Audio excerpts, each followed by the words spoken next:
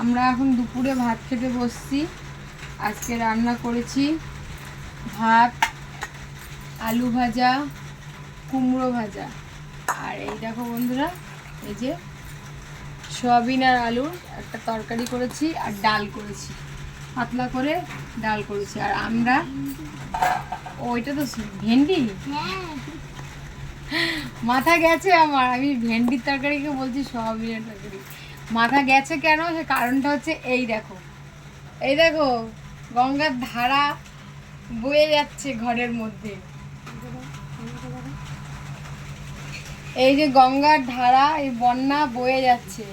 কতক্ষণ এখানে বসে খেতে পারবো জানি না, সারাদিন বৃষ্টি হলে হয়তো ঘরের মধ্যে দাঁড়াতেও পারবো না। তাই জন্য মাথায় কোনো কাজ করছে না, টেনশন আমি কী করবো। কিছু করে আমরা খেয়ে আগে উঠি, এরপরে হয়তো খাটে বসে ভিডিও করবো, তোমাদের দেখাবো। দেখেছো পুরো বাড়িতে একদম জল ঢুকে ওই মাথা থেকে পুরো একদম থই থই করছে, ধারা ঢুকেছে জলের।